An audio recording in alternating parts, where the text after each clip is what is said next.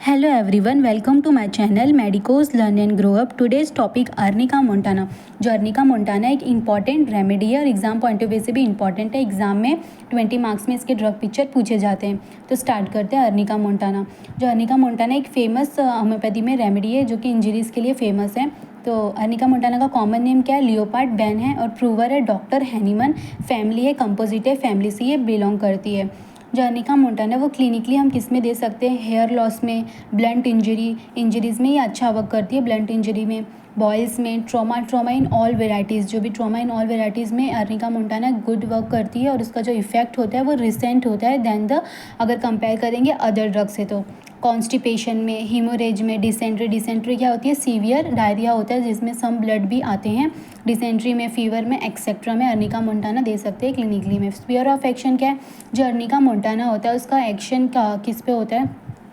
The chief action of Arnica किस पे होता है? ब्लड पे होता है, ब्लड वेसल्स पे, पर्टिकुलरली ऑन द कैपिलरीज पे। जो और उसका जो पावर जो अर्निका मोंटाना होती है उसके पास पावर होती है ऑफ एब्जॉर्बिंग ब्लड।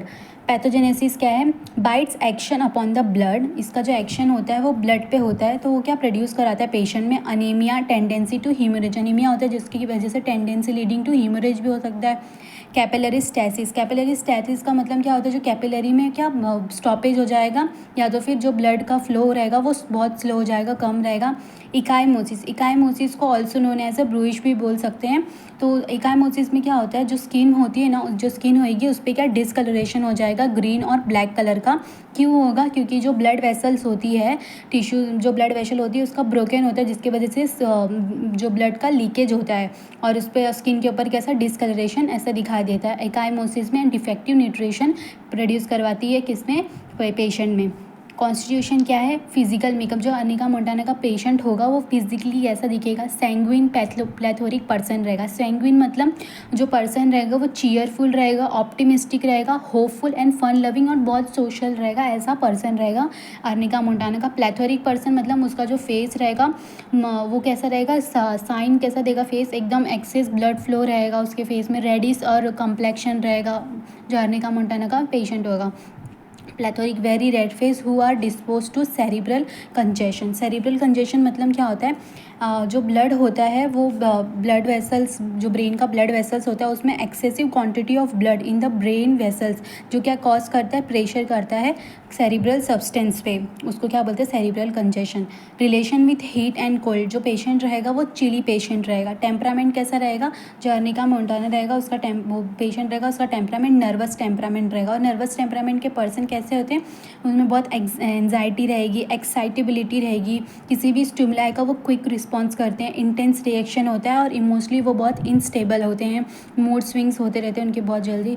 और उसके बाद मियाज में कैसा रहेगा? सोरा मियाज में रहेगा अर्निका मोंटाना का। गाइडिंग सिम्टम्स कैसा रहेगा?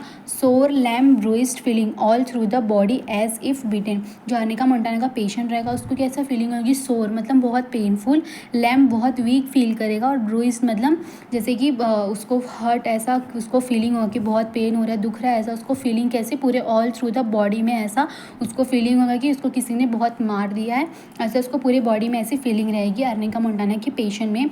The patient is very much over sensitive to pain. जो पेशेंट रहेगा वो वेरी मच ओवर सेंसिटिव किसके लिए होगा? पेन के लिए। उसको थोड़ा सा भी टच करेंगे तो उसको बहुत पेन होगा। Everything on which the patient is lie seems to hard. जो पेशेंट जिस पे भी वो लेटता है तो उसको कैसा वो हार्ड फील होता है। Heat of the upper part of the body and coldness of the lower part. जो अर्निका मोंटाना का पेशेंट होगा उसकी अपर जो बॉडी होगी वो हीट रहेगी, गर्म रहेगी, वार्म रहेगी और जो लोअर पार्ट रहेगा वो कोल्ड रहेगा।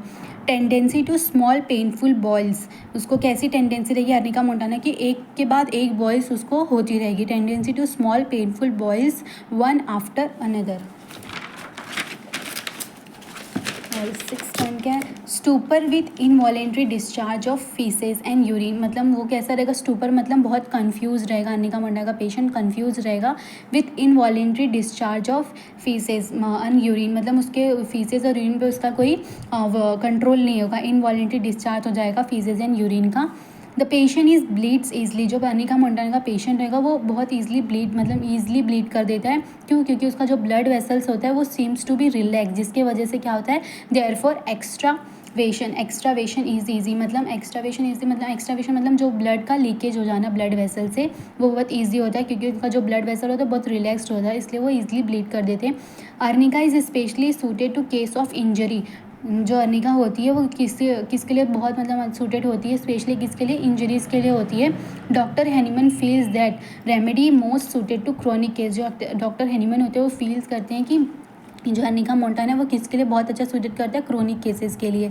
Arnica causes and cure the haemorrhage of any kind, मतलब जो अर्निका होती है वो कॉज करती है और क्योर करती है haemorrhage of any kind of haemorrhage को। Local application of arnica produce extraordinary growth of hair. जब अर्निका मोंटाना का लोकल एप्लीकेशन या कोई भी एप्लीकेशन करोगे जिसकी वजह से क्या उसका extraordinary growth of the hair loss में ये गुड इफेक्ट, उसका बहुत अच्छा इफेक्ट होता है। जब हेयर लॉस होता है तो मोस्टली अर्निका प्रिस्क्राइब किया जाता है, जिससे हेयर लॉस वापस मतलब रिटर्न हो जाता है हेयर का और ग्रोथ होते हैं हेयर्स के।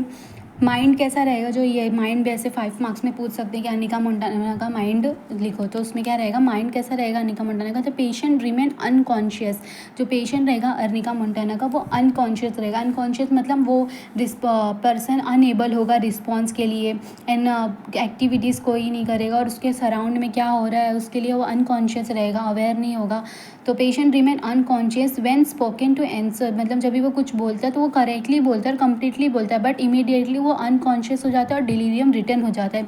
डिलीरियम मतलब क्या होता है, डिलीरियम एक ऐसा मेंटल स्टेट है इन विच पर्सन कन्फ्यूज रहता है, नॉट एबल टू थिंक के लिए नॉट एबल होता है, रिमेम कोई भी चीज़ उसको याद नहीं रहती है और अनअवेयर होता है उसके आजू सराउंडिंग से, उसको अवेयरनेस नहीं रहती, तो वैसा हो जाता है, इमीडिएटली अनकॉन्शियस हो जाता है और डिलीरियम रिटर्न हो जाता है। जो डिलीरियम होते हैं वो सडनली आते हैं उसमें।